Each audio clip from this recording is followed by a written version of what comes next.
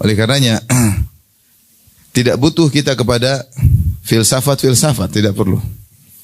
Kebanyakan orang ketika menyampaikan tentang filsafat, menukil tentang misalnya perkataan Aristoteles atau Plato atau Plotinus atau Socrates dan yang lainnya, karena mereka tidak punya bekal tentang Islam. Seandainya mereka punya bekal tentang Al-Quran, apalagi dibarengi dengan sunnah-sunnah Nabi, maka mereka tidak butuh nukil perkataan orang-orang bijak di alam semesta ini, enggak perlu. Al-Quran sudah cukup, hadis-hadis Nabi sudah melengkapi, maka tidak perlu. Tapi ketika ada seorang suka menukil dari non-muslim atau tokoh-tokoh filsafat, menunjukkan dia ilmu dia tentang agama kurang, minim. Maka dia merasa tidak menemukan apa yang dia cari dalam Al-Quran, karena dia memang tidak mencari. Adapun para ulama, mereka paham tentang indahnya Al-Quran, mereka paham tentang sempurnanya Al-Quran, maka mereka tidak butuh dengan perkataan-perkataan dari luar Al-Quranul Karim. Maka ini menunjukkan tentang agungnya Al-Quran dan indahnya Al-Quran. Ibu yang dirahmati oleh Subhanahu wa taala. Ini muqaddimah ya yang saya sampaikan sebagai pengantar bagi kita agar kita berusaha merubah diri kita dengan dekat dengan Al-Quran. Kalau kita renungkan ya, saya sebagai ustadz, saya baca tentang sejarah para salaf, bagaimana mereka zuhud, bagaimana mereka berkorban, bagaimana mereka ikhlas. Saya sadar bahwa itu semua karena mereka sangat dekat dengan Al-Quran. Sampai ada yang mengatakan, bagaimana hubungan salaf dengan Al-Quran? Jawabannya sama dengan hubungan kita dengan HP sekarang. Sebegitu dekatnya kita dengan HP, dengan medsos, ingin tahu berita-berita dalam medsos, menelaah berita-berita medsos, mengomentari, membantah, dan berdiskusi tentang berita medsos. Kira-kira para salaf dahulu, ya, mereka sering baca Al-Quran, mereka diskusi tentang Al-Quran, mereka membantah orang-orang yang sesat dengan Al-Quran.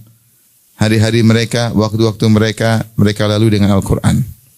Dalam Al-Quran selalu mengingatkan tentang hari akhirat, selalu mengingatkan tentang keikhlasan, selalu mengingatkan tentang ketulusan, sehingga jadilah dampak dari Al-Quran terlihat pada diri mereka yang itu tidak terlihat pada diri kita. Jadi sangat jelas bagaimana pengaruh Al-Quran dalam kehidupan. Dari situ kita harus introspeksi diri, ya, memperbaiki diri, mumpung masih ada umur. Bagaimana interaksi kita dengan Al-Quran harusnya kita perbaiki. Dan cara interaksi dengan Al-Quran adalah alhamdulillah dengan apa-apa yang sudah ibu lakukan. Ya, belajar tajwid itu salah satu interaksi utama. Belajar tajwid dengan baik, kemudian berusaha menghafal ayat-ayat sebisa mungkin, kemudian kalau bisa baca terjemahannya, kemudian kalau bisa baca tafsirnya, kemudian mengamalkannya. Oleh karenanya Fudail bin Iyad rahimahullah berkata, "Innama unzilal Qur'anu liyu'mala bih, fattakhadhan nasu qira'atahu amala." Sungguhnya Al-Quran itu diturunkan oleh Allah untuk diamalkan. Akan tapi manusia mencukupkan dengan membacanya sebagai bentuk amalan. Ini salah satu kritikan yang disampaikan oleh Fudail bin Iyad di zamannya. Bahwasanya beliau mendapati fenomena bahwasanya ada orang-orang yang hanya mencukupkan Al-Quran dengan membaca tanpa mentadaburinya dan tidak mengamalkannya. Maka efek dalam kehidupannya kurang. Ketika hanya membatasi Al-Quran dalam membacanya, berdalam-dalam dalam tajwid, namun tidak melanjutkan. Sungguhnya tajwid hanyalah tahap penting untuk menuju pada tahap berikutnya, bukan tahap akhir. Dia bahkan tahapan awal. Dengan kita paham tajwid, kita jadi senang baca Quran. Itu di antara keutamaan tajwid, senang baca Quran karena kita mempraktekkan ilmu tajwid. Dan bukan cuma sampai di situ, kita berusaha mentadaburinya, kemudian berusaha mengamalkannya. Dan ini juga keluhan yang pernah disampaikan Hasan al-Basri rahimahullahu ta'ala. Dia mengatakan ada orang ahli qurra, dari ahli Quran, dari para qurra. Dia mengatakan, aku telah membaca Al-Quran dari awal sampai akhir dan tidak ada satu huruf pun yang aku jatuhkan, yaitu aku baca dengan tartil, dengan tajwid, tidak ada satu hukum tajwid pun yang salah. Maka Hasan al-Basri pun marah, dia berkata, wallahi wa qad asqata al-Qur'ana kullahu. Demi Allah, dia telah menjatuhkan Al-Quran seluruhnya. Kenapa?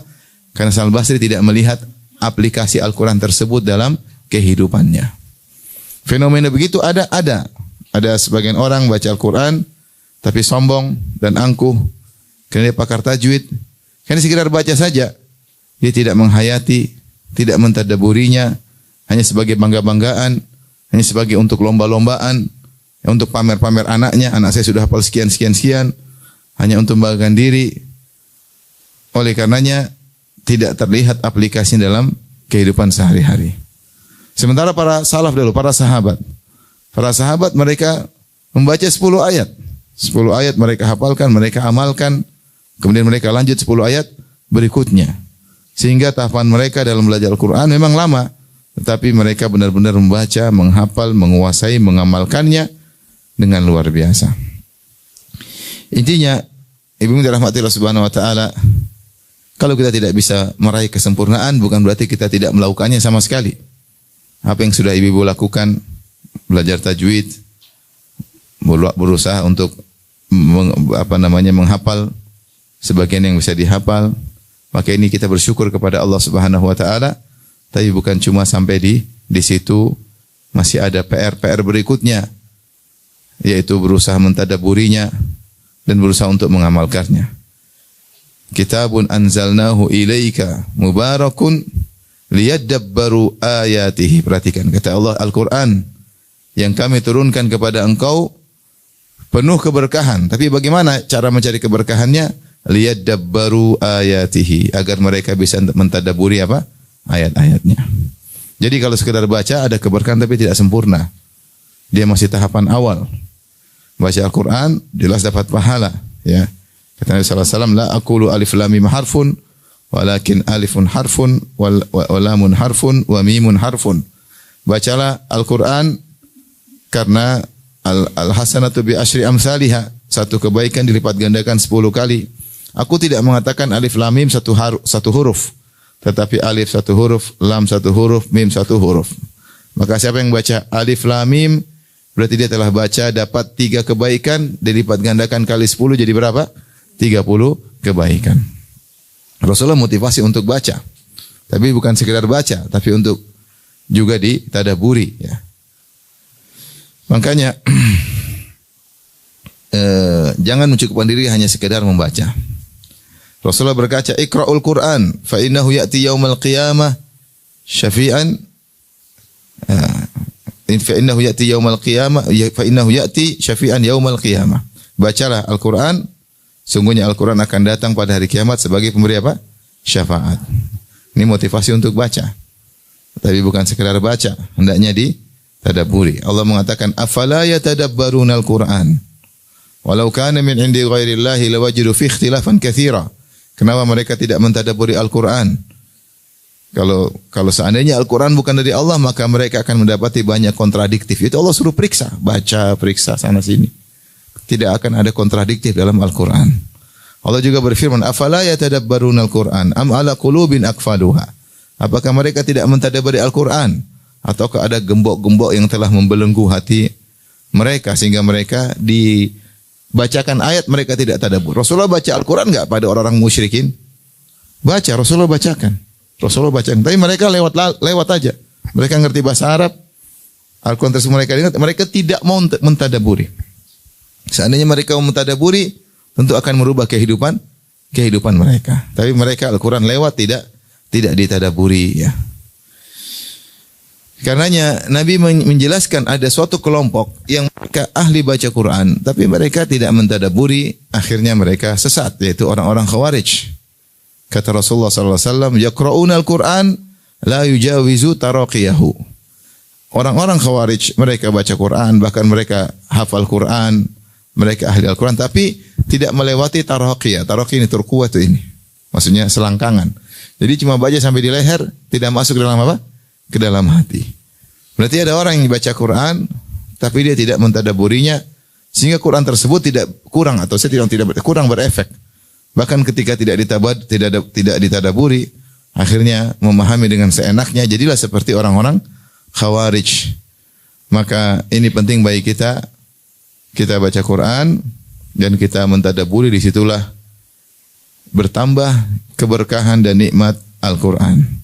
Makanya Ibnu Qayyim berkata, qira'atu ayatin wahidatin bitafakkurin wa tadabburin wa ta'aqqulin khairun min qira'ati min al-khatmah bila tadabbur. Kata Ibnu Qayyim rahimahullah, baca satu ayat saja dengan tadabbur, dengan ta'akkul bersama memahaminya, satu ayat saja lebih baik daripada baca Quran, khatam Quran tetapi tidak dipahami maknanya. Kita ingin mengerti perkataan Aisyah tentang Nabi, kana khuluquhul Quran. Bahwasanya akhlak Nabi adalah apa? Al-Quran. Seluruh apa yang Allah serukan dalam Al-Quran, praktek nyatanya adalah siapa? Rasulullah sallallahu alaihi wasallam. Nah, ini butuh kita tadabburi. Taib, ibu yang dirahmati Allah Subhanahu wa taala. Kalau ditanya apa Al-Quran merubah dalam hidup ini? Artinya sedikit yang kita mungkin bisa kita ajak untuk diri pribadi dan juga hadirin hadirat. Di antara efek yang sangat besar bagi orang pemerhati Al-Quran, ahlul Quran, ahlullahi wa khasatuhu, adalah mereka adalah orang-orang yang paling bahagia. Mereka adalah orang yang paling bahagia. Kenapa demikian ibu-ibu? Karena Al-Quran adalah kitab kebahagiaan. Kitab kebahagiaan. Kalau ingin bahagia dalam hidup ini, ya sering baca Quran. Kalau pingin tidak bahagia, enggak usah baca Quran. Ya, pingin stres, banyak medsos dibaca, tambah stres. Quran ditinggal, ya. Padahal aplikasi semua sudah di-download. Tapi dibaca enggak, itu masalahnya. Allah berfirman tentang Al-Quran. Kata Allah Subhanahu wa taala, "Ma anzalna 'alaikal Qur'ana litashqa." Thaha. Ma anzalna 'alaikal Qur'ana litashqa. Kami tidak menurunkan Al-Quran kepada engkau wahai Muhammad agar engkau sengsara. Enggak. Al-Quran ini bukan bikin engkau sengsara. Kata sebagian tafsir, ai litas'at, tetapi Al-Quran itu buat engkau bahagia. Al-Quran tidak mendatangkan kesengsaraan. Al-Quran itu justru mendatangkan kebahagiaan. Dan ini efeknya bukan efek belakangan. Benar, demi Allah bukan efek belakangan. Kita lagi stres, lagi bimbang, baca Quran aja setengah jam. Langsung bahagia. Tidak lama-lama. Tidak lama-lama. Langsung bahagia dan ketentraman Allah berikan dalam hati. Beda orang misalnya pingin bahagia. Dia nonton Sri Mulat ketawa ketiwi. Iya, waktu dia nonton Sri Mulat dia ketawa ketiwi. Habis Sri Mulat selesai, hatinya keras.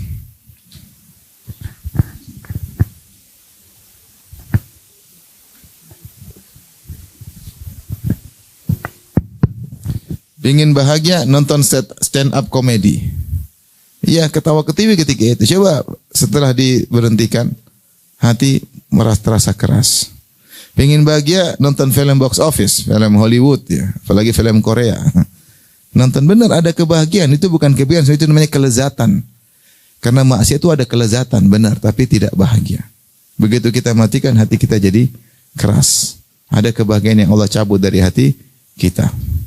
Kalau seandainya perkara-perkara itu adalah mendatangkan kebahagiaan, tentunya mereka adalah orang yang paling bahagia. Tapi ternyata kan tidak. Betapa banyak di antara mereka yang kemudian bunuh diri, di antara mereka yang stres, di antara mereka yang hancur rumah tangganya, di antara mereka yang narkoba, banyak. Berarti bahagia bukan di situ. Bahagia itu mudah, baca Al-Quran. Baca Al-Quran. Cuma kita sudah ada rahasia kebahagiaan, kita tidak melakukannya. Maka ini benar-benar berdampak dalam kehidupan. Tapi dengan niat baca yang benar. Bukan riya, bukan untuk pamer, tapi benar-benar karena mencari kebahagiaan. Dan Allah berfirman dalam Al-Quran, ya, wa nunazzilu minal Qur'ani ma huwa shifaa'u wa rahmatul lil mu'minin. Wala yazidu adh-dhalimina illa khasara. Kata Allah Subhanahu wa taala, kami turunkan Al-Qur'an. Yang Al-Qur'an itu merupakan syifa, obat. Dia adalah obat. Dan kata para ulama, Al-Quran adalah obat baik penyakit fisik maupun penyakit batin. Biasanya penyakit batin yang bikin dia tidak bahagia itu penyakit batin, emosional, dendam, suudzon, tidak qanaah, tidak nerimo takdir Allah. Ini kan yang buat kita sengsara. Nah, kalau kita baca Quran, maka penyakit-penyakit itu akan berkurang. Bahkan kalau terus kita mentadabburi Al-Quran, itu akan disembuhkan oleh Allah. Allah yang bilang. Ya.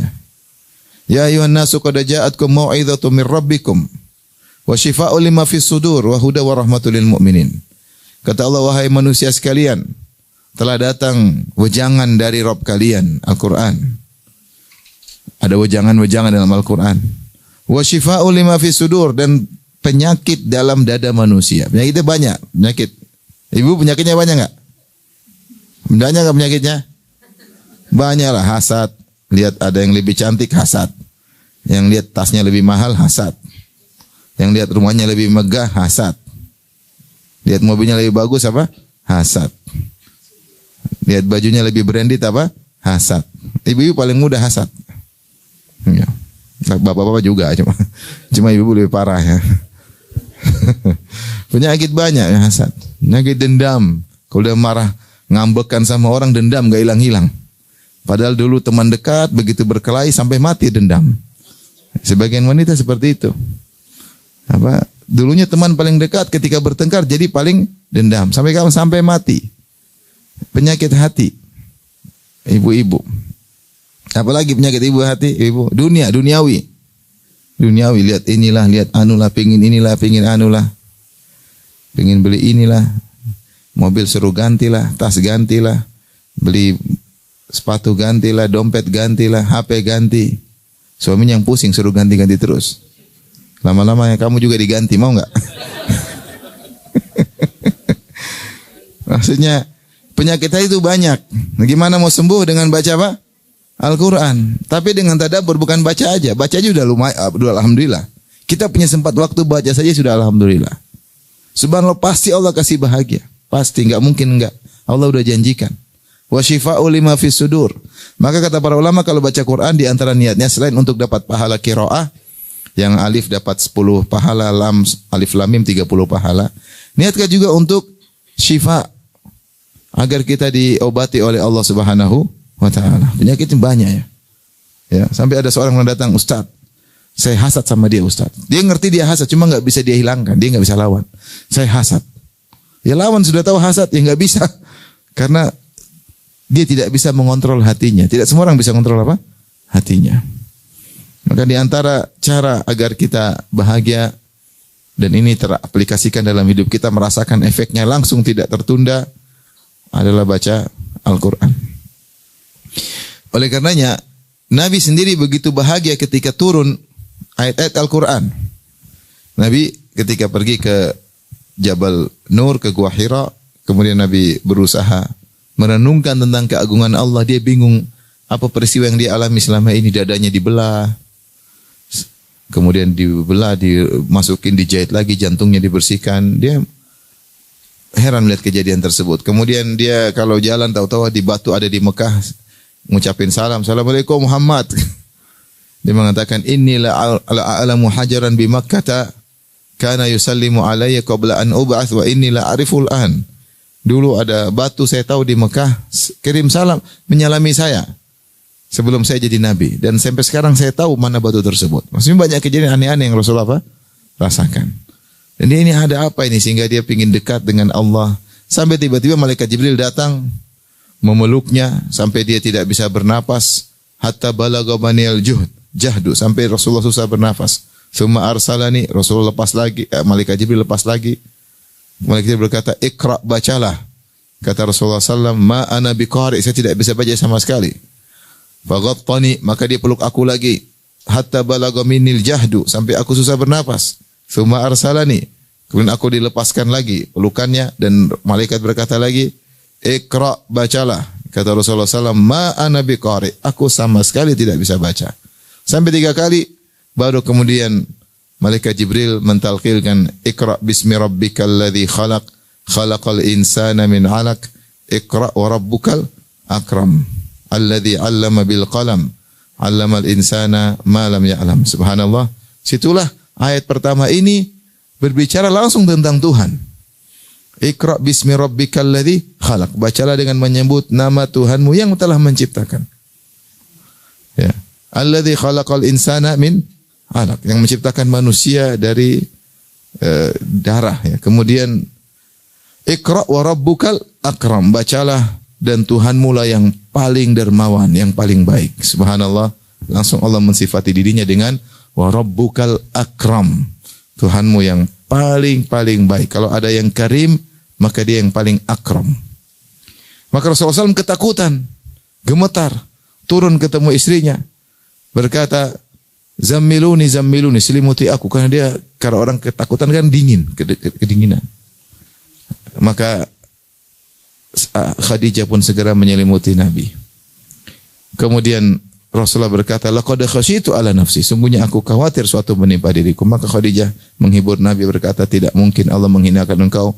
Engkau jujur, suka nyambung silaturahmi, suka bantu orang susah, cari nafkah buat kasih keluarga, suka jamu tamu, suka bantu orang yang mengalami bencana. Kau tidak akan dihinakan oleh Allah. Setelah itu Rasulullah SAW terputus wahyu. Maka Rasulullah SAW ternyata rindu, pingin lagi. Maka dia pergi ke gunung, mencari-cari kapan datang lagi wahyu. Subhanallah. Kenapa? Karena Al-Quran kalau turun mendatangkan apa? Kebahagiaan. Datangnya kebahagiaan. Itu yang Rasulullah SAW rasakan. Ayat-ayat turun mendatangkan kebahagiaan. Itu dirasakan oleh para sahabat. Makanya setelah Nabi SAW meninggal dunia, berkatalah Abu Bakar dan Umar, ayo kita menjenguk seorang wanita yang dulu sering dijenguk oleh Nabi SAW. Ya. Maka Rasulullah, Abu Bakar dan Umar pun pergi menuju wanita tersebut. Kemudian sampai di sana dibuatlah makanan, kemudian tersebut menangis. Maka Abu Bakar dan Umar mengatakan, kenapa engkau menangis? Rasulullah sudah meninggal dan dia sekarang lebih mulia daripada ketika dia masih hidup. Dia lebih mulia sekarang daripada ketika dia masih hidup. Tidak usah ditangisin. Maka wanita ini berkata, ya, bahwasanya saya menangis bukan karena Nabi, itu saya tahu. Tapi saya menangis karena setelah Rasulullah meninggal, wahyu terputus. Wahyu terputus. Kenapa mereka merasa bahagia ketika turun ayat-ayat Al-Quran? Ayyukum zadatu hadhihi imana. Kalau turun ayat ditanya, siapa yang tambah iman dengan ayat ini? Orang beriman, kami bertambah iman dengan semakin banyak turun ayat-ayat Al-Quran. Jadi para sahabat dahulu mereka benar-benar menanti turunnya ayat. Kalau datang ayat mereka bertambah iman. Datang ayat mereka semakin apa? Bahagia. Mereka benar-benar mengetahui tentang agungnya Al-Quran sehingga mereka benar-benar berinteraksi dengan Al-Quran karena Al-Quran benar-benar sebab kebahagiaan. Itu yang hilang dari kita.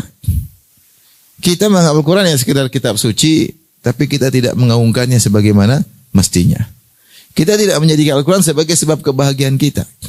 Saya sering bilang bahagia itu mudah. Bangun sebelum subuh, solat malam, bacaan Quran dalam solat malam, pasti bahagia, nggak mungkin nggak. Kalau nggak bisa solat malam karena nggak punya hafalan, ya udah baca Quran aja, nggak harus solat malam. Bangun tidur baca Quran, sampai ngantuk lagi tidur lagi nggak ada masalah. Tapi pasti apa? Bahagia. Apalagi kalau ternyata dibaca sambil berusaha cari maknanya. Ya para hadirin yang hadirat subhanahu wa ta'ala. Allah turunkan ini firman-Nya, bukan firman sembarang orang. Allah turunkan surat-surat melalui malaikat Jibril, melalui Nabi Muhammad SAW untuk kita. Apa kita tidak penasaran pengen tahu apa maksud Tuhan menurunkan ayat-ayat ini? Untuk agar kita kebahagiaan. Tuhan bilang ini Tuhan, ini adalah kitab kebahagiaan. Kita pengen tahu bahagia bagaimana, kita belajar.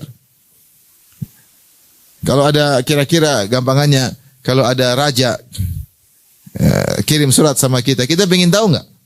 Pengen lah, ini apa maksudnya raja ini? Suraja, walillahil matsalul a'la, apalagi bagi Allah perumpamaan yang lebih tinggi, bagaimana lagi yang kirim surat adalah Allah Subhanahu wa taala. Maka di antara yang langsung berdampak dari Al-Qur'an dalam kehidupan ini adalah kita akan langsung bahagia. Kita akan langsung apa? Bahagia. Kebahagiaan dari mana? Kita nggak tahu. Itu rahasia Allah. Tiba-tiba Allah kasih bahagia gitu aja. Allah kasih bahagia. Kenapa? Karena bahagia tempatnya di mana? Di qalb, di hati. Di kalbu kita. Yang menguasai hati kita siapa? Allah Subhanahu wa taala. Al-qulubu baina usbu'aini min asabi'ir rahman. Hati itu berada di antara dua jemari Allah Subhanahu wa taala. In syaa aqamaha wa in syaa azaghaha. Kalau Allah ingin luruskan jadi lurus. Kalau Allah ingin menyimpang jadi menyimpang. Ya. Allah mengatakan Allah adalah adhaka wa abaka. Allah yang bikin menangis, Allah yang bikin tertawa. Allah yang bikin bahagia, Allah yang bikin sengsara. Yang menguasai hati kita bukan kita. Kita tidak bisa kontrol hati kita. Kita ini lemah. Oleh karenanya, serahkan kebahagiaan kita kepada sang penguasa hati. Siapa? Allah Subhanahu wa taala. Ini harus kita yakini. Ibu-ibu kalau ada masalah rumah tangga, baca Quran. Bangun malam. Lawan tuh rasa kantuk. Baca Quran. Ibu lagi pingin beli sesuatu, suami enggak punya duit, sedih, baca Quran. Baca Quran, Allah akan kasih qanaah. Baca tentang neraka, surga, enggak jadi beli. Quran itu obat. Benar, Quran itu. Cuma kita jauh dari Al-Quran itu masalahnya. Mereka katakan bagaimana sih interaksi kita, interaksi salaf dengan Al-Quran seperti interaksi kita dengan HP. Kalau kita enggak buka HP rasanya hampa hidup ini. Pada situlah sebab kesengsaraan. Kalau kita buka HP yang kita konten agama sih enggak banyak. Yang kita lihat konten apa? Konten duniawi. Konten inilah, kriminal lah, konten apa kayak. Sampai urusan ijazah saja enggak selesai. Habis waktu kita ngurusin ijazah orang.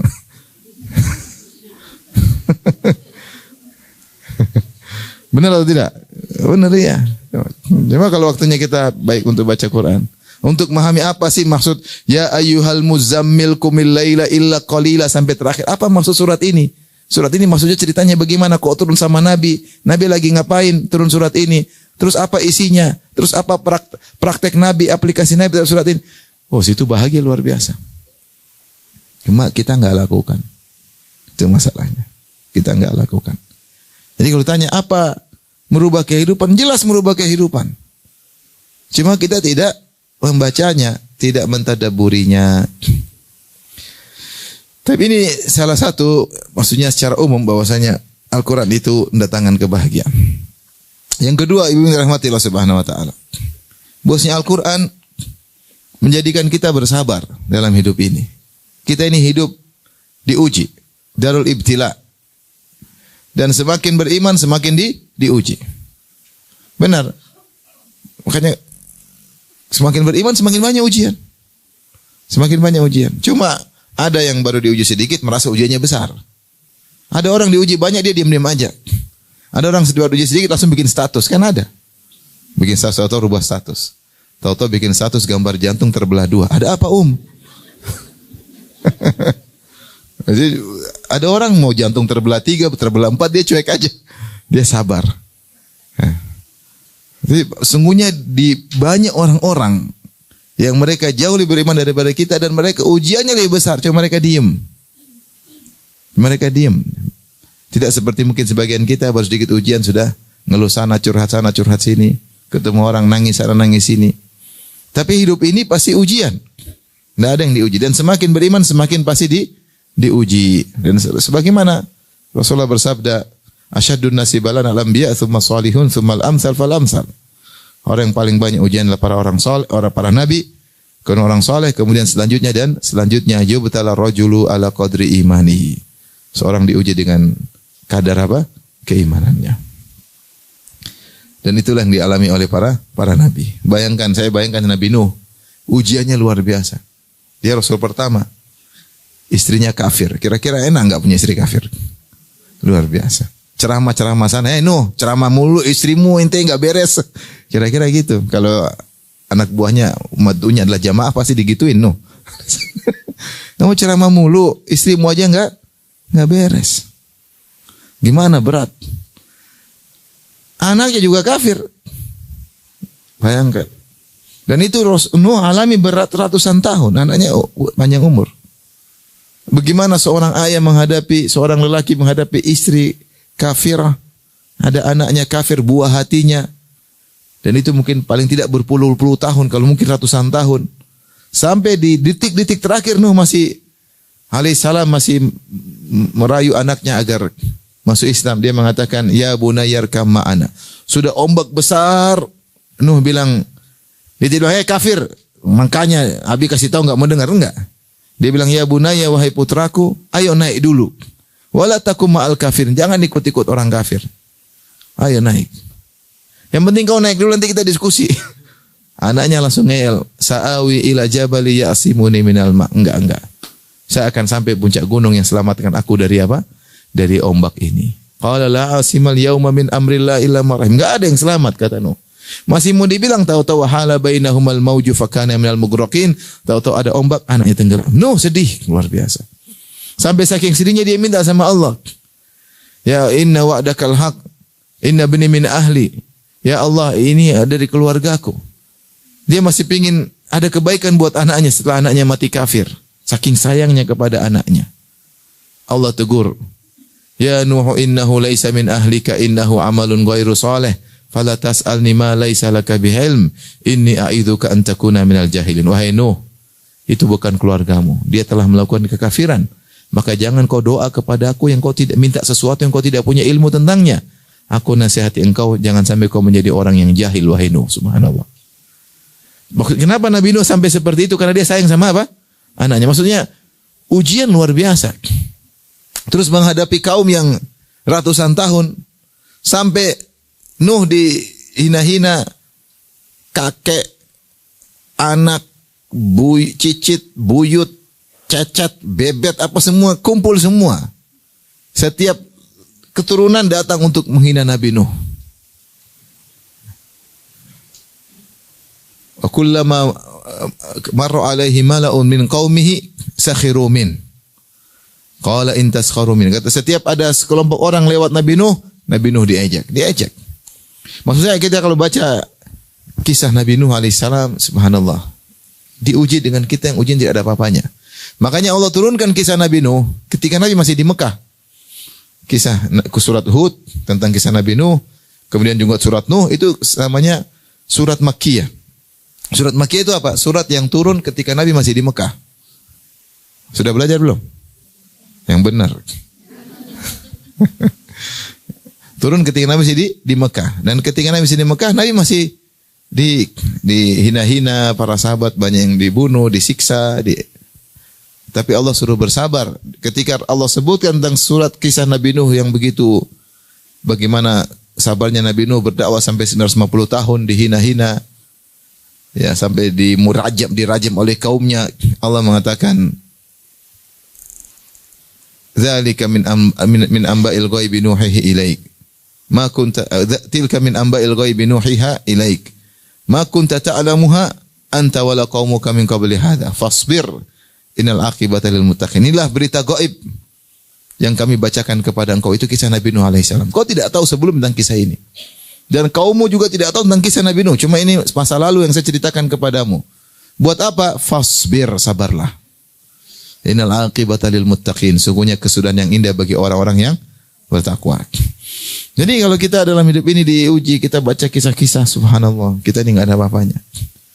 Apalagi kalau ibu baca kisah Nabi Yusuf, aduh, kisahnya luar biasa. Tapi akhirnya happy ending.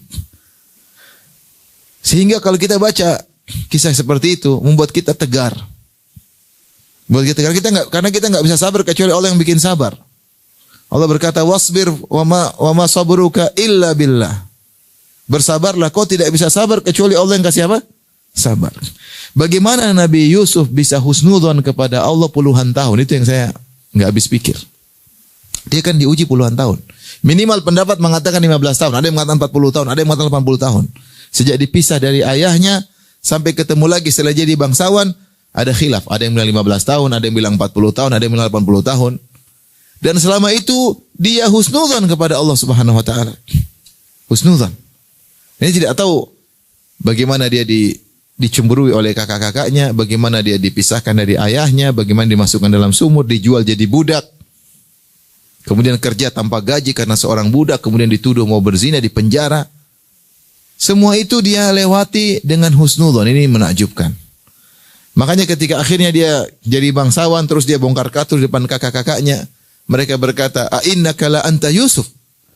Ketika Yusuf membuka menunjukkan mengatakan qala hal alimtum ma fa'altum bi Yusuf wa akhihi id antum jahilun. Kalian masih ingat enggak apa yang kalian lakukan kepada Yusuf dan saudaranya Binyamin ketika kalian masih jahil? Mereka lihat lagi, Yusuf. Karena Yusuf sudah mungkin jambang, dulu kan masih kecil waktu diambil dibuang, sudah pakai mahkota. Mungkin Yusuf lepas mahkotanya. Mereka, innaka la anta Yusuf. Kau si Yusuf ya? Kata Yusuf, ana Yusuf wa hadha akhi. Saya Yusuf, ini saudara saya Binyamin. Qad manallahu alaina. Sungguh Allah telah beri anugerah kepada kami. Kemudian Nabi Yusuf berkata, innahu may yattaqi wa yasbir fa innallaha la yudhi'u ajral muhsinin. Siapa yang bertakwa dan bersabar, Allah tidak menyia-nyiakan pahala bagi orang yang ihsan. Subhanallah. Berarti selama itu Nabi Yusuf selalu sabar dan bertakwa. Setiap musibah yang dia alami, setiap ujian yang dia alami, dia selalu bersabar dan bertakwa. Dan selalu husnudzon, padahal jawabannya mati puluhan tahun berikutnya. Happy endingnya ternyata setelah puluhan tahun. Tapi selama itu dia tidak sama sekali tidak pernah suudzon sama Allah. Itu yang saya takjub, ini kok bisa ini ada orang seperti ini. Kita aja baru diuji sedikit, nggak ada solusi sudah. Aduh, ini apa ini? Sudah suudzon, kenapa Allah giniin saya? Kenapa? Saya sudah rajin baca Quran kok belum ada solusinya. Ya sering baca Quran tapi masih ngomel sama suami. Gimana ada solusinya? Kita apa yang sudah kita lakukan sehingga kita Yusuf aja yang seperti itu. Dia uji sampai puluhan tahun dan dia selama itu dia husnudzon. Nabi Yakub alaihissalam, kata Al-Qurtubi rahimahullah, dia adalah orang yang paling dicintai oleh Allah di zaman itu. Dia diuji dengan terpisah dari apa? Anak-anaknya. Bahkan di puncak-puncak kesulitan ketika Yusuf tidak tahu kemana, Binyamin dituduh mencuri sehingga dipenjara, terus kakak mereka tidak kembali. Di puncak-puncak kesulitan justru Yakub alaihissalam semakin husnudzon. Dia mengatakan, asallahu ayyatiyani bihim jami'an. Ketika dikabarkan, wahai ayahanda, kakak paling tua enggak mau kembali. Yusuf entah kemana, Binyamin di penjara. Ketika 3 anaknya tidak mau pulang. Dan ini puncak penderitaan Nabi Yakub sampai dia buta. Wa biyadhat ainahu minal huzni fa huwa kadhim. Dia buta saking sedihnya. Namun di saat itu dia tetap husnudzon, dia berkata, asallahu ayyatiyani bihim jami'an. Insyaallah Allah akan datangkan mereka, kembalikan mereka kepada aku seluruhnya. Innahu huwal alimul hakim. Karena Allah maha berilmu dan maha bijaksana. Subhanallah. Dia tahu apa yang Allah lakukan kepada dia dengan ilmu Allah. Dia tahu apa yang Allah takdirkan pada dia di atas hikmah dan kebijakan yang Allah tahu. Yang dia tidak tahu. Tapi dia tahu apa? Husnudzon. Nah kita kalau baca kisah-kisah seperti ini, kita lebih mudah untuk bersabar. Makanya sebagian ulama mengatakan, kalau siapa yang sedih, baca surat Yusuf dengan tadabbur, pasti sedihnya berkurang. Pasti. Karena apa yang dia alami tidak ada apa-apanya dengan kisah Nabi Yusuf. Maka inilah interaksi Al-Quran kita baca. Makanya Al-Quran itu sering kisah-kisah para nabi diulang-ulang. Ustaz kok kisahnya diulang-ulang? Nabi Musa kisah, surat ini cerita, tambah lagi, ulangi lagi. Kenapa enggak langsung satu episode selesai? Karena memang Al-Quran itu memang diulang-ulang. Dan setiap kita baca perlu ada, tapi setiap surat itu, si kisah itu beda-beda. Ada tambahan makna yang tidak disebutkan di surat yang lain. Itu di antara menakjubkannya Al-Quran. Kisah Nabi Musa disebutkan dalam banyak surat. Tapi kalau kita baca tafsir, itu setiap surat beda-beda, ada beda-beda tambahan makna yang tidak disebutkan pada surat yang lain. Dan ini Al-Quran berulang-ulang, makanya takwa diulang-ulang, kisah neraka diulang-ulang, kisah surga diulang-ulang, kisah orang soleh diulang-ulang, agar setiap kita baca selalu kita mengambil pelajaran. Jadi kalau kita baca Al-Quran dengan tadabbur, pasti akan berdampak dalam kehidupan. Di antaranya kita akan lebih sabar. Ikhwan, ibu-ibu, akhwat, ummahat, dalam hidup ini banyak hal yang tidak sesuai dengan kita rencanakan. Banyak atau tidak? Banyak. Agar Allah kasih tahu ini bukan surga. Surga nanti ingin semuanya terpenuhi di surga. Sekarang tidak semua kita inginkan kita dapatkan. Banyak yang kita dapatkan tapi tidak semua. Agar kita tidak itminan dengan dunia, agar kita tidak condong kepada dunia. Kata Allah tentang radhu bil orang kafir. Radhu bil hayati dunya wa ma'annu biha. Sungguhnya orang-orang innal ladzina yarjuna liqa'ana. Sungguhnya orang tidak berharap bertemu dengan kami. Dan mereka radu bil hayatid dunya, dan mereka tenteram dengan kehidupan dunia. Watma'annu biha, dan mereka condong. Itu orang kafir karena senang dengan dunia, tidak mau mati. Lupa bahwasanya ada alam berikutnya. Maka Allah kasih dalam hidup ini kecobaan, kesedihan, agar seorang tahu hidup ini cuma apa? Sementara. Dan dia merindukan sesuatu yang sempurna. Sempurna itu hanya ada di surga kelak. Nah, coba kalau ibu-ibu semua, ibu-ibu misalnya cantik, kaya, muda terus, kurus terus, nggak pernah gembrot, terus semua lengkap, nggak mau mati. Ya, semua mobil mewah, tas branded semua, ya, semua lengkap. Kalau emas banyak seperti toko emas jalan kalau keluar, dia mana mau mati, nggak mau mati. Karena nyaman di puncak kenyamanan, sehingga itminan, ridho dengan kehidupan dunia. Kalau gitu lupa akhirat. Tapi Allah kasih teguran, kasih musibah, kasih penyakit, kasih kesengsaraan, sehingga kita tahu bahwasanya dunia ini hanyalah apa? Sementara. Jadi baca Al-Quran, kita lihat kisah-kisah dalam Al-Quran, akan beri pelajaran bagi kita. Dan banyak, saya kalau baca kisah, saya kadang-kadang subhanallah, kok bisa ya? Ternyata bisa. Contoh kisah yang menakjubkan saya baca Al-Quran, kisah wanita solehah yang ada di negeri Madian, dan kisah Nabi Musa yang ada di Mesir. Kan banyak akhwat tanya sama saya, Ustadz, kita ini akhwat Ustadz, kita nggak keluar rumah, terus jodoh gimana mau datang Ustadz? Kalau mau dapat jodoh kan buka-buka dikit keluar. Orang lihat cantik baru ada yang ngelamar. Kalau kita cuma di rumah aja, apalagi pakai cadar, kapan ada jodohnya Ustadz? Subhanallah. Saya ingat kisah luar biasa tentang kisah siapa? Perempuan yang di negeri Madian. Allah mentakdirkan Musa alaihissalam, Allah kirim lelaki soleh dari Mesir untuk melamar dia. Padahal jaraknya 1000 kilo lebih. Mesir itu benua Afrika, Madian benua Asia, lintas benua, subhanallah. Musa alaihissalam hidup di Mesir dengan luar biasa sebagai anak angkat Fir'aun, dengan kekayaan luar biasa. Tapi Allah mentakdirkan, ternyata dia tidak sengaja bunuh salah satu orang Kipti, anak buah Fir'aun, akhirnya jadi buronan. Hari dia kabur tanpa persiapan, sehingga dia lintas benua, jalan dari Mesir tanpa bekal, sampai dia sering makan daun hijau-hijau, rumput-rumput, sampai terlihat warna hijau dari luar tubuhnya, saking banyak rumput yang dia makan. Sampai dia tiba di negeri Madian. Madian itu ada dua pendapat. Ada yang mengatakan Madian letaknya adalah di Yordan, ada juga Madian, ada yang mengatakan Madian letaknya adalah di Tabuk, di kota Al-Bida, itu di Saudi Arabia. Intinya di benua Asia. Saudi kan di Syam di benua Asia, lintas benua. 1000 kilo lebih dia berjalan. Ternyata sampai sana dapati sumur. Walamma warada ma'a Madyan wajada alaihi ummatan minan nasi yaskun wa wajada min dunihim imra'ataini tadhudan. Orang-orang lagi di sumur, lagi ambil air. Ternyata ada dua perempuan yang halang-halangi kambingnya. Kambingnya mau maju, dia halang-halangi. Terus orang laki-laki ini juga kurang ajar semua. Harusnya kan ladies first. Ini kurang ajar. Ya. Harusnya kan apalagi perempuan cuma 2 orang. Beda kalau perempuan 100 orang, udah tunggu. Ini cuma 2 orang. Harusnya ladies first, sudah ambil dulu. Tapi mereka kurang ajar. Mereka cuekin itu perempuan, sudah tahu perempuan. Musa kasihan, ini kenapa perempuan? Musa datang, ma khotbukuma, kenapa enggak ambil air? Apa dua antasai berkata? Qalata la nasqi hatta yusdirar ri'a wa abuna syekhun kabir. Kami tidak bakalan ambil air sampai laki-laki semua pergi. Seharusnya bapak kami yang ambil air, tugas laki-laki, tapi bapak kami sudah sangat tua. Kata para ulama, mereka tidak ingin ikhtilat, campur baur dengan apa? Lelaki. Subhanallah. Kata Allah, fasaqalahuma thumma tawalla ila dhil faqala rabbi inni lima anzalta ilayya min khairin faqir. Maka Nabi Musa ambilkan air. Sebut dalam riwayat, mereka sudah pergi, ternyata mereka tutup sumur. Dan sumur itu, tempat tutupnya itu berat. Hanya bisa diangkat 8 orang. Musa angkat sendiri. Dia ambil air, dia kasih. Setelah pergi, dia tidak minta upah, tidak niat apa-apa. Tidak minta nomor telepon, tidak minta nomor WhatsApp. Mereka pergi, Musa terus berbaring di bawah pohon. Lapar dia.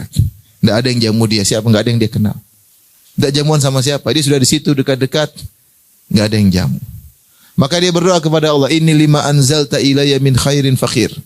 Ya Allah, sungguhnya aku fakir selalu kepada kebaikan yang kau berikan kepada aku. Dan ini di antara husnudzan Musa. Jadi Musa alaihissalam, ini hadis makna doa ini. Ini lima anzalta ilayya min khair. Jadi lima anzalta fi'il madhi, menunjukkan past tense, telah lalu. Yaitu ya Allah, sungguhnya apa yang kebaikan yang kau berikan kepadaku biasanya. Fakir dengan isim fa'il atau sigha mubalaghah bismil fa'il. Maknanya fakir, yaitu aku senantiasa butuh kepada kebaikan yang selama ini kau berikan kepadaku. Musa alaihissalam husnudzon. Dia berkata, sebagaimana biasanya kau baik kepadaku ya Allah, kebaikan terus aku selalu menanti. Dia husnudzon, Allah baik, kan selama ini saya dibaikin. Ini juga akan dibaikin sama Allah. Itulah di antara doa para nabi, mereka husnudzon dan mereka ingat kebaikan Allah sebelumnya. Akhirnya dalam sebagian para salaf mengatakan Musa minta roti, lapar dia. Lagilah lapar. Akhirnya dia diundang makan. Subhanallah, akhirnya bapak orang tua yang bapak dua wanita tadi nawarin putrinya, "Inni uridu an unkihaka ihda banatayya hataini ala an ta'jurani thamaniya hijaj. Wa in atmamta ashran famin indik. Wa ma uridu an asyqa alaik. Satajiduni insyaallah minas salihin." Qala dzalika bainu wa bainak ayyamal ajalaini qadaitu fala udwana alai. Wallahu ala ma naqulu wakil. Maka akhirnya calon bapak mertua berkata, "Wahai Musa, saya ingin nikahkan kau dengan salah satu dari dua putriku tersebut. Dengan syarat kau jadi kerja kebun selama 8 tahun. Kalau kau sempurnakan 10 tahun terserah engkau. Insya Allah kau akan dapati aku orang yang soleh, yaitu aku akan baik." Musa berkata, "Ya ini antara aku dengan engkau. Saya mau 8 tahun, 10 tahun terserah saya. Apa yang saya pilih 8 atau 10 tahun tidak ada tuntutan lebih dari itu. Dan Allah menjadi saksi atas perjanjian kita." Subhanallah, Musa akhirnya menikah dengan wanita solehah tersebut. Sebelumnya Allah sebutkan ketika Musa masih lagi kelaparan di bawah pohon, orang tua tadi ngirim putrinya. Kata Allah, "Faja'atu ihdahuma tamshi ala istihya." Datanglah wanita salah satu dari dua tadi datang menuju Musa dengan tersipu-sipu malu. Ya, disebutkan oleh ahli tafsir, Musa lihat dari jauh. Ada cewek, ada akhwat. Langsung tuh akhwat tutup wajahnya. Padahal ketika itu di zaman itu wajah tidak bukan syariat jilbab mungkin, tapi dia karena malu sama Musa dia tutup. Kemudian akhirnya jalan sama Musa, berjalan ala istihya, jalan dengan penuh malu-malu. Bahkan cara jalannya pun menunjukkan dia tersipu malu. Akhirnya Musa bilang, kau di belakang, saya di depan. Jadi Musa jalan depan, kalau belok kanan si akhwat lempar kerikil sebelah kanan, kalau belok kiri si akhwat lempar kerikil sebelah kiri. Jadi jalan bukan berdua ya. "Ukhti di mana rumahnya? Jauh enggak?" "Abi bagaimana Abi?" Kira-kira enggak ada itu. Subhanallah. Musa depan, akhwat di belakang. Kalau perempuan depan khawatir, Musa ngelihat lekuk tubuhnya, Musa enggak mau. Subhanallah, akhirnya Musa begitu. Maksud saya, ini akhwat jauh. Dari Sabang sampai Merauke jauh. Ternyata Allah takdirkan bertemu. Maksudnya tidak ada yang tidak mungkin. Kalau seorang bertakwa kepada Allah salehah, pasti ada solusi. Meskipun terpisah dengan antar benua, tapi Allah takdirkan pasti apa? Ketemu. Maksudnya ini kita dapati dalam pelajaran Al-Quran sangat banyak. Maka benar kata Allah Subhanahu wa taala, "Inna hadzal Qur'ana yahdi lillati hiya aqwam." Sungguhnya Al-Quran menunjukkan kepada jalan yang terbaik. Semua solusi terbaik ada di Al-Quran. Di antara pelajaran-pelajaran Al-Quran yang terbaik dikumpulkan oleh Syekh Umar Al-Muqbil ya dalam kitabnya Khamsuna Qaidah ya, 50 kaidah tentang kehidupan, dan saya sudah ceramahkan, bahkan saya tambah beberapa kaidah yang lain ya tentang kaidah kehidupan dari Al-Quran terkait dengan kehidupan pribadi pun masyarakat. Saya anjurkan kepada ibu-ibu untuk baca buku tersebut dan juga boleh dengar kajian saya karena saya syarah 50, bahkan saya tambah 3 kaidah dan mungkin saya akan tambah lagi karena Al-Quran penuh dengan kaidah. Kaidah itu penting dalam kehidupan kita. Sehingga kita menjalani kehidupan dengan tentram, dengan sabar, karena namanya ujian akan terus ada. Oleh karenanya Ini di antara bukti bahwasanya Al-Quran bisa merubah kehidupan apa? Seseorang. Oleh karenanya, kalau kita sering baca Quran, Allah akan beri keberkahan. Dan keberkahan itu kebaikan yang sering tidak kita duga. Yang sering tidak kita duga. Saya sering sampaikan kisah, ada kawan, dia S3 Amerika, bidang pendidikan. Dia datang ke rumah ngobrol. Dan dia pernah, karena dia pakar bahasa Inggris, dia pernah disuruh oleh seorang ustadz menerjemahkan Al-Quran dari awal sampai akhir bahasa Inggris. Akhirnya dia terjemahkan. Ketika dia terjemah Al-Quran tidak mudah menerjemah. Terpaksa dia baca tafsir-tafsir. Sehingga seluruh ayat dari ayat 1 sampai ayat terakhir, dia pernah baca tafsirnya. Dari situ dia bilang, ini Quran luar biasa. Maka sejak itu dia bilang, saya suruh anak saya tiap hari harus baca Quran. Dan saya punya anak, tidak pernah saya tanya tentang bagaimana pelajaranmu di sekolah. Padahal dia pakar pendidikan. Saya cuma tanya, hari ini sudah baca Quran belum? Itu yang saya tanya. Ternyata anak saya murid-murid teladan. Maksud saya, dia bilang, saya tidak peduli. Anak saya mau tinggal kelas, mau apa saya tidak peduli. Yang penting saya tanya, hari ini kau sudah baca Quran belum? Kenapa saya begitu, Ustaz? Karena saya itu Al-Quran ternyata luar biasa. Karena saya pernah baca tafsir dari awal sampai apa? Akhir.